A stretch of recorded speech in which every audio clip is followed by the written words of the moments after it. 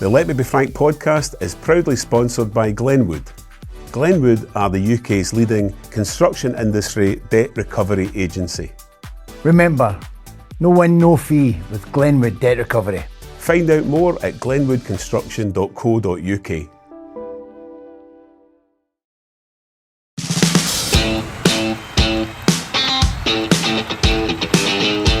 Welcome to another bonus episode of the Let Me Be Frank podcast with myself, Simon Houston, and the man himself, Frank McAvennie. And how you doing? So we're going to talk about the transfer window and the activity, or probably the lack of activity in the moment. There's we've still got a bit of time. There's still a bit of time before Celtic have to start buying or get a marquee signing in. We're another month before the Champions League playoff qualifier, but it's a bit quiet. It's a bit too quiet. I think it's a bit too quiet, but you know what? The players, I don't know if they're stronger than what they were last year. The squad's weaker at the moment. I mean, I know Kieran's come in, so that's stronger right away. But there's the same old tried and tested. They played the same old boys against Portugal and Cork, and it wasn't good. These boys, I like the players going and playing and getting a good pre-season. Mm-hmm. And I know a lot of the boys were away, so although there's boys not come in, there's boys went out. I'm looking at the boys who are there. Yeah. I'm more important, the boys that are there to step up. There's a couple of signings we need. Yeah, the squad is undoubtedly weaker than it was at the end of last season. So they need to get moving. They've lost Kuhn's away. And so Nygren was probably signed as an additional player, if Kuhn was going to stay. But now it's like he's almost a kind of replacement, and we don't know whether he's going to be. We don't even know if he's going to be a winger. That's what you get. He wasn't playing as a winger in the game over in Portugal. When the players, he's in a number 10, but he was in the middle. But the players who are coming in, Sam, what you've got to remember is these boys are there. And if you come in and you get a chance to play in the first team and you don't take it, that's nobody else's fault but yours. Yeah. So and that's no disrespect to some of the young kids. I think if you get in there, if you come in, there's a couple of boys come on the end of last season, youngsters, and I'm thinking, they swaggered out to the pitch, and is it Sean McArdle? Sean McArdle. McArdle. Aye. Yeah. I'm sure it's him. He looked as if he should be there. Yeah, he got a lot of he got a lot of press, and it was good press. Yeah, a couple of young boys, Jude Bonner as well. That's what I'm talking about, people coming in and the stamping authority. You can't now all of a sudden, it's like the boy, the centre-half that came in for Japanese League. Brendan thought he was going to put him on loan. I know. 45 minutes, all of a sudden he's keeping him. I know. That's the kind of things that you've got to do. But is that not a wee bit worrying though? No, but that's the kind of things you've got to do. Yeah.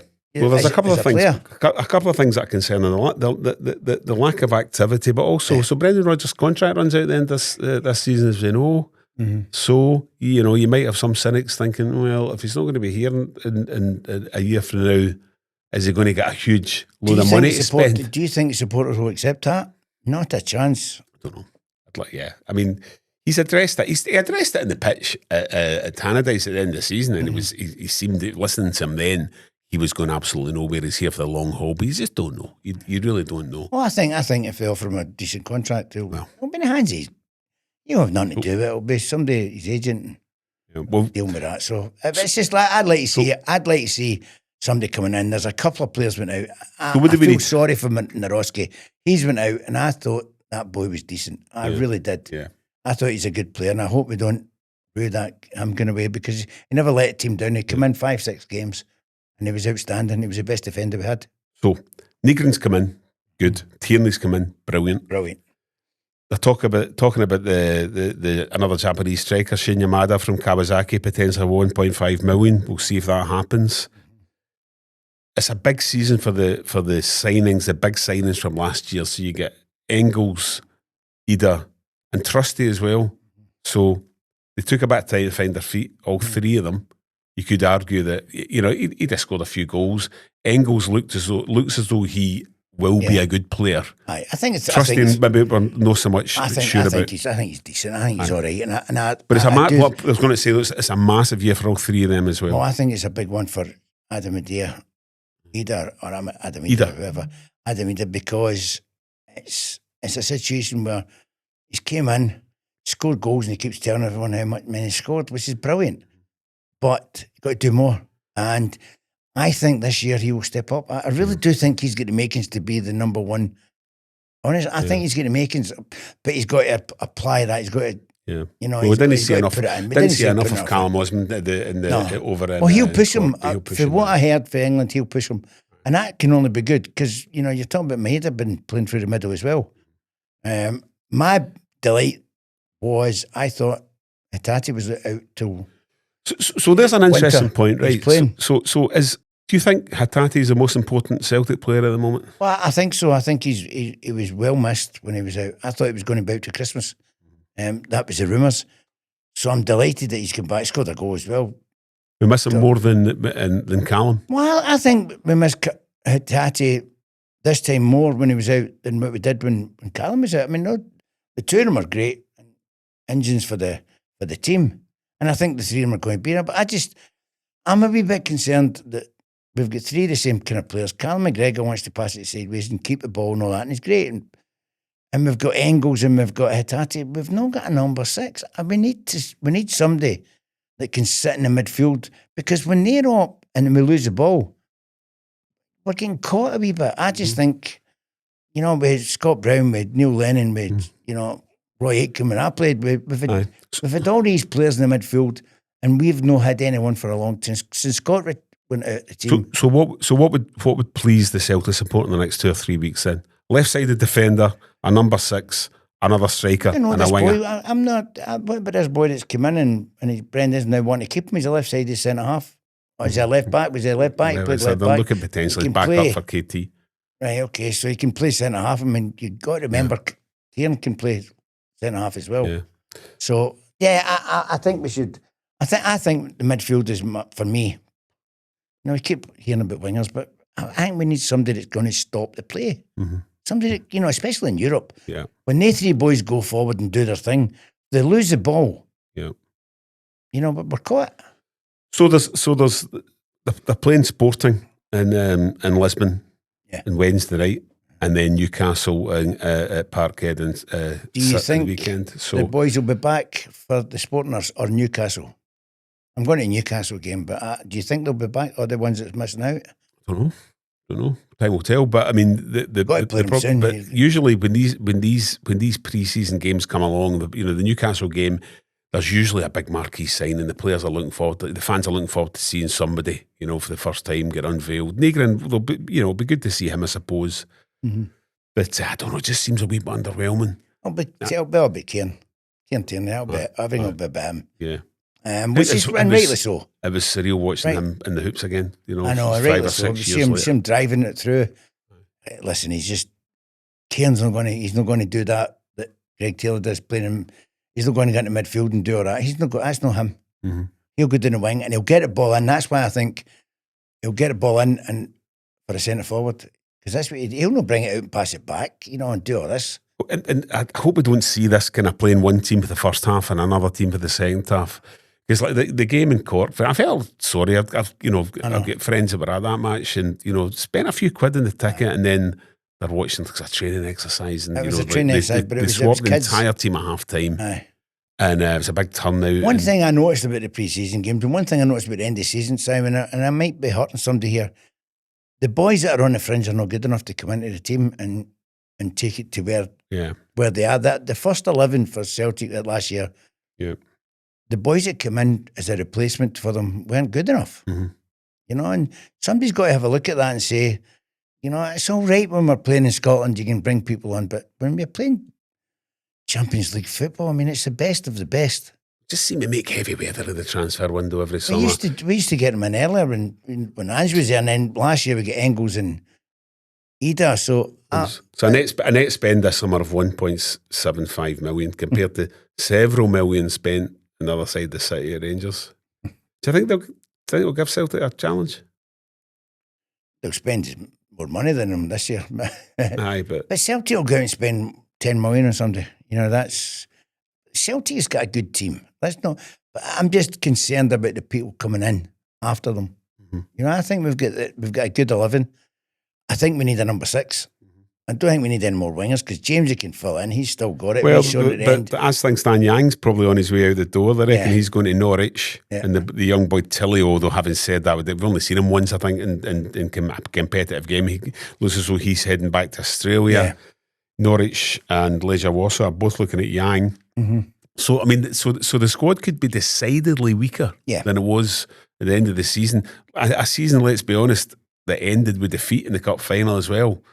And was a kind of pretty underwhelming, depressing. They deserved to lose the cup final because it was awful. No. I mean, when I seen them, don't know if I've mentioned it on here, but when I seen the corner, and Engels took it to Bernardo, and I'll never forget it. Bernardo and passed it into midfield to McGregor. He gave it to Taylor, and he passed it back to Carter Vickers to Scales, back to goalkeeper from a corner. You know, and I'm thinking we're the best team in Scotland. It shook me. I think I went to a bar. So you're going to go to the Newcastle game? I'm going to Newcastle game. Your mates coming up or anything like that? You've got pals No, I'm down going there? It's my sister's man's birthday, so we're going out and me and Moira will go. So Forries will go. Oh, fantastic. Have a few drinks before it and a few drinks after it and make a day. Are you getting looked at doing hospitality? Or are you just sitting with the cheap seats? No, I'm in doing a bit. Aye. I'll do a bit, yeah. Aye. You don't get nothing for nothing for Celtic. Can I get some tickets? Yeah, no problem. Will you do this for us? Oh, super. I love it. So what's that going to involve? Just on a bit of the ambassador type stuff? I'll just go to, I think it's number 7. I'll go up there and just do a bit. I do a bit of Q&A with the boys. Get a good laugh. Number 7's good. It's a nice wee setup in there. Nice setup in there, isn't it? But then I'll go back round the main stand. Yeah. Because that bar's opened all the time now. I know that. I remember. Do you remember that time, you and me? Do you remember this time? Sneak away, It was the 5-0 game against Rangers to clinch the league. And I think it was 2018, possibly. May have been. And we were in the number 7. I think as guests of Ladbrokes. That's right. And you couldn't believe that you couldn't get a drink at half time because they shut the curtains and all that stuff. And then you took me in this magical mystery tour. Yeah, it was good. Through the bowels of the stadium into the bar in the main stand. Met Kevin Bridges as well. Yeah, Kevin. Yeah, they're always Lewis Capaldi. They're all there. And we got out. I think we might have to get all the way back round to the Celtic end to get our seats. I think we missed a goal getting right after half time. I think Calmack might have scored, and then Rodgers scored. Seems like a lifetime ago now. Seems like a lifetime ago with some of the players. I know. But yeah, I'm a wee bit concerned that they're not coming in. But I've got to believe in Brendan. I don't think Brendan's going to go, but if he doesn't get the players that he wants, he's got a chance of going. Reading between the lines, though, he won't go until the end of next. Yeah, he's not going to. He won't turn around at the moment and say he's going anywhere. That's the thing. And if you listen to what he's saying in the moment, say, discussions are ongoing. I just worry a wee bit. I think we've maybe been in this movie before. He should discussions are ongoing. That means he wants to stay. So why don't they just go and do it? Yeah, it might end up in one of these 1-year rolling contracts, which beneficial to both sides. Where he knows he's only ever a year away, and Celtic know that they've always got him for a year, and so it might be one of them. That's what Martin Neal. He was one of the first managers I remember signing that the 1-year rolling contract. So we'll possibly see what happens. So, you'll enjoy yourself against Newcastle. I always enjoy myself when I go over. It's great seeing people in the stadium. I think we'll have an idea against the game against Sporting Lisbon on Wednesday of where they're at the moment. And they'll treat it like a proper match rather than just the kind of. I don't think so. Well, they don't want to get hammered. Well, I went to. I remember a couple of seasons ago. I went to see West Ham and they come up and they were far ahead. So far ahead of Celtic. Tore them to bits. Big Antonio that day, wasn't it? I know. That was one of Ange's first matches. As soon as I seen Antonio, and it was playing up front. It was Welsh and Tony Ralston and the boys, and I'm thinking, wow, Scales, Welsh, and Greg Taylor, I think it was, and the back four. I'm saying he's going to tear them a new one because he's a big lump. Yeah, and the boys can handle him. I remember he scored a goal. I think Barkas was in goals that day as well. Handle him. And it was, I knew as soon as I seen that, Simon, I said to the people around about me, he'll tell them a new one. Yeah, and he did. No, that was an absolute hammering. But what that game did, it let Postecoglou know exactly where he was at and what he needed. And you know what? Maybe a doing against Sporting Lisbon or even Newcastle for that matter might shake them into action and say, right, a couple of big money signings because we need it quickly. I don't like to see that. I mean, listen, pre-season's about getting fitness. I get that, but you still have a bit of pride. I mean, we used to play, and And I know it's an old saying, but it's true. Celtic never used to play friendlies. Yeah. We see that the other night. I would never have got away with that. You don't get away with that. If you go half-hearted into tackles, we don't do that. Celtic, you play and you train the way you mean to play, and that's the way it should be. So hopefully everyone's fit, and then we can have an idea. And we're getting closer. We're getting closer, and as we continue to do these wee extra episodes, we're getting closer to the playoff, the all important Champions League playoff, which is coming up. Sort of Prague, is it there's some various clubs that we're looking at. That's a hard one. Sturm Graz is a team that's possibly going to come our way. Basel gave us problems before as well. Stoya Bucharest, there's another name that's been mentioned. So we know it's a bit early. Basel, that's a team that Celtic have played in the past as well. In fact, remember we lost a Champions League qualifier to them the season we ended up going to Seville. 2003.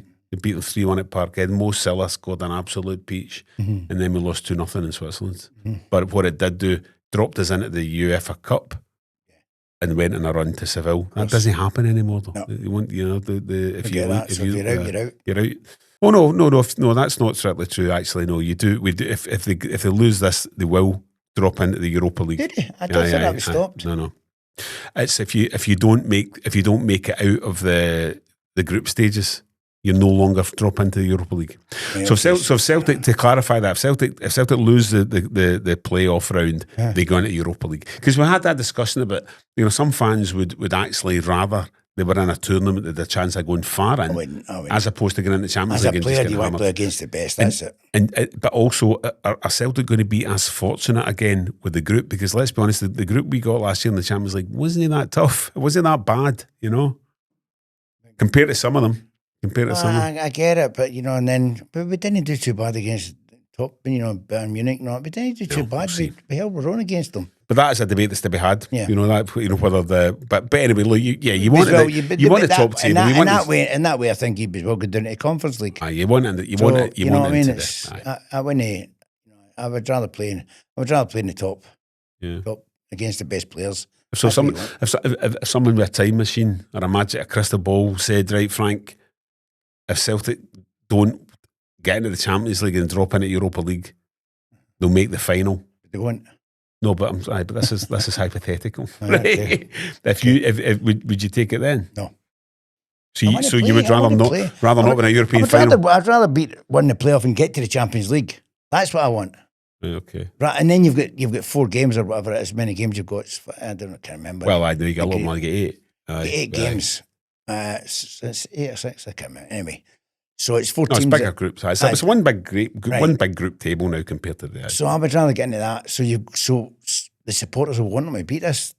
Whoever they get in the qualifier. I mean, no, I agree. I'm not saying they want them to get knocked out. The point I'm making is, it's a great tournament. I didn't think it would. Nah, you get into the Champions League and it's fantastic. Yeah. In the old days, you would go for it. You would finish third. You drop into Europa League, and now that's gone. That's gone. But you drop out the qualifier, you get into Europa League. So it gives you something to think about, know. I know, but you've got that group in the Champions League. It's just magnificent. And that music and all that. That's what you want. Of course you do. Okay, right. Well, listen, we'll see. Hopefully next week we can. Well, some people we talk about big signings potentially, and you can tell us about your day at Newcastle and your entertaining the punters. Brilliant. Okay, well, that was another wee bonus episode for you, and we will see you again very soon with some more. Let me be frank. Take care.